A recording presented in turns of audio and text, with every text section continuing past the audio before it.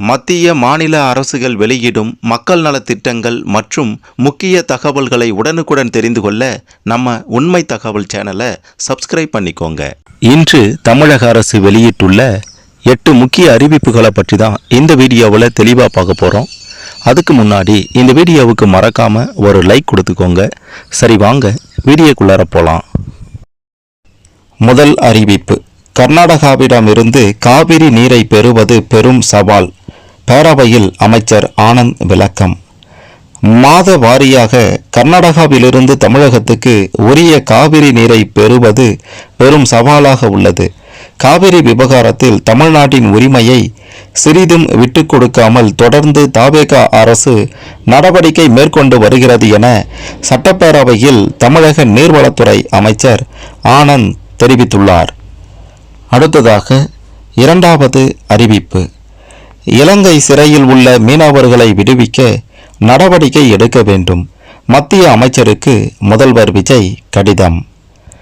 இலங்கை சிறையில் உள்ள அனைத்து மீனவர்கள் படகுகளை விடுவிக்க தேவையான நடவடிக்கைகளை எடுக்க வேண்டும் என மத்திய வெளியுறவுத்துறை அமைச்சர் எஸ் ஜெயசங்கருக்கு முதல்வர் விஜய் கடிதம் மூலம் வலியுறுத்தியுள்ளார். அடுத்ததாக மூன்றாவது அறிவிப்பு: வார கடைசி நாளையொட்டி 1805 சிறப்பு பேருந்துகள் இன்று முதல் இயக்கம். போக்குவரத்து துறை அறிவிப்பு.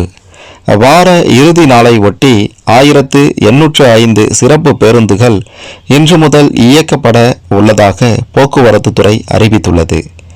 இதுகுறித்து வெளியிடப்பட்டுள்ள அறிக்கையில் கூறியிருப்பதாவது: வார விடுமுறை நாட்களில் சென்னையில் இருந்து பிற மாவட்டங்களுக்கு பயணிக்கும் மக்கள் நலன் கருதி போக்குவரத்து துறை மூலமாக தினசரி இயக்கப்படும் பேருந்துகளுடன் கூடுதலாக சிறப்பு பேருந்துகள் இயக்க முடிவெடுக்கப்படுகிறது.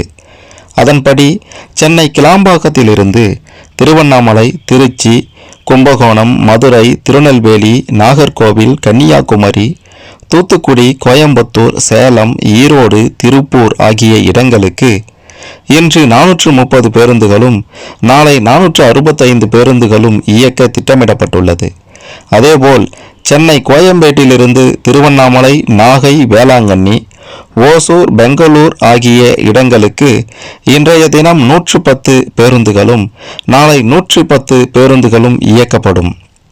மேலும் பெங்களூர், திருப்பூர், ஈரோடு மற்றும் கோயம்புத்தூர் ஆகிய இடங்களில் இருந்து பல்வேறு இடங்களுக்கு 200 சிறப்பு பேருந்துகளும் இயக்க திட்டமிடப்பட்டுள்ளது.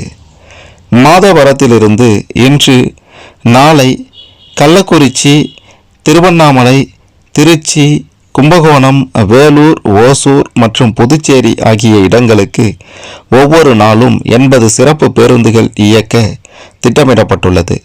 மேலும் ஞாயிற்றுக்கிழமை சொந்த ஊர்களில் இருந்து சென்னை, பெங்களூர் திரும்ப வசதியாக பயணிகளின் தேவைக்கு ஏற்ப அனைத்து இடங்களில் இருந்தும் அன்றைய தினம் 410 சிறப்பு பேருந்துகள் இயக்கப்படும்.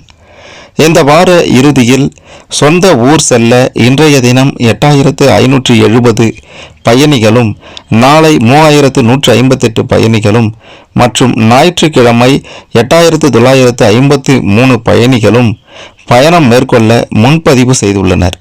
இந்த எண்ணிக்கை மேலும் அதிகரிக்க வாய்ப்பு உள்ளதால் தொலைதூர பயணம் மேற்கொள்ள இருக்கும் பயணிகள் கூட்ட நெரிசலை தவிர்க்கும் பொருட்டு தங்களது பயணத்துக்கு www.tnstc.in மற்றும் TNSTC மொபைல் செயலி மூலம் முன்பதிவு செய்து பயணிக்க கேட்டுக்கொள்கிறோம்.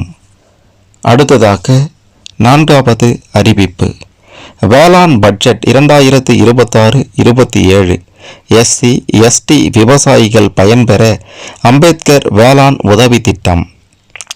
ஆதி திராவிடர் மற்றும் பழங்குடியின விவசாயிகள் அரசின் திட்ட பலன்களை தடையின்றி அடைய நீர் ஆதாரங்களை உருவாக்கி உற்பத்தியை அதிகரிக்கவும் அவர்களின் வாழ்க்கை தரத்தை மேம்படுத்தவும் அண்ணல் அம்பேத்கர் வேளாண் உதவி திட்டம் செயல்படுத்தப்படும். இத்திட்டத்தில் மேற்கண்ட விவசாய பயனாளிகள் உயர் மதிப்பு வேளாண் திட்டங்களில் செலுத்த வேண்டிய பங்கு தொகையில் கூடுதலாக 20% மானியம் வழங்கப்படும்.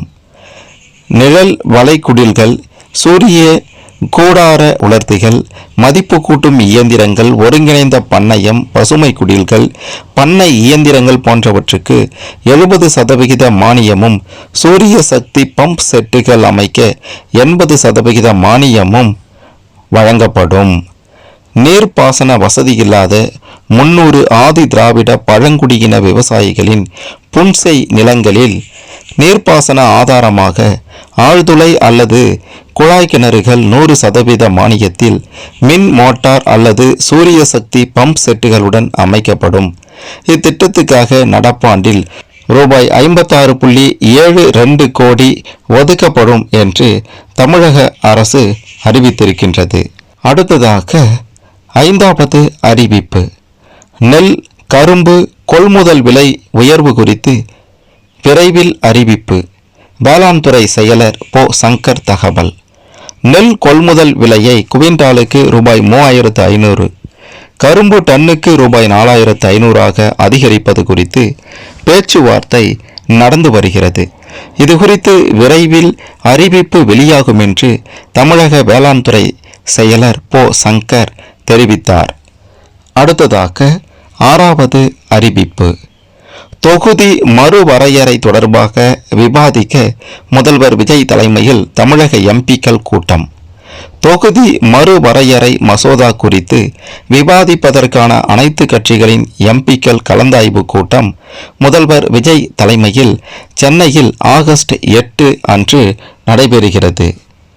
அடுத்ததாக 7வது அறிவிப்பு. ஆன்லைனில் முன்பதிவு செய்தாலும் மதுபானத்தை நேரில்தான் வாங்க வேண்டும். அமைச்சர் விக்னேஷ் விளக்கம். ஆன்லைன் மூலம் மது விற்பனை செய்யும் திட்டமில்லை. ஆன்லைன் மூலம் மதுபான பதிவு என்பது பரிசோதனை நிலையில்தான் உள்ளது. மதுவை டோர் டெலிவரி செய்ய இது அவ்வளவு அத்தியாவசியமா என்ன என மதுவிலக்குத்துறை அமைச்சர் விக்னேஷ் தெரிவித்துள்ளார்.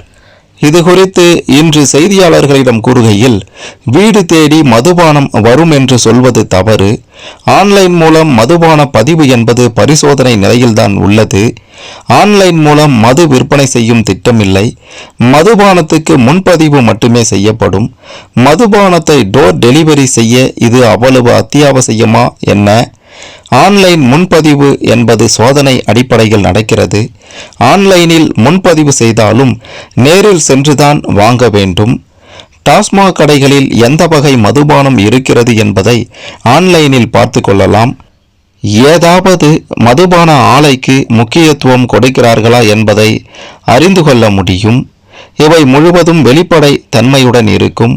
ஒரு துறையை சீரமைக்கும் போது குறை இருந்தால் சுட்டிக்காட்டுங்கள். அரசியல் ரீதியாக எதையும் சொல்ல வேண்டாம். ஒரு திட்டம் வரும்போது அதற்கு எதிர்ப்புகள் அதிகமாக வரும். இருந்தாலும் எதிர்ப்பு எந்த அளவுக்கு இருக்கிறது என்பதை அரசு உள்வாங்கி கொண்டிருக்கிறது. மதுபான விலைகள் உயராது. மதுவை விற்று அரசின் வருவாயை பெருக்கும் எண்ணம் எங்களுக்கு இல்லை.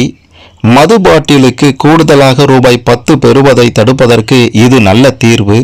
ஆனால் இதை தவறாக சித்தரிக்கிறார்கள். இது குறித்து வீடியோ எங்கள் பணியாளர்களுக்கு பயிற்சி கொடுப்பது.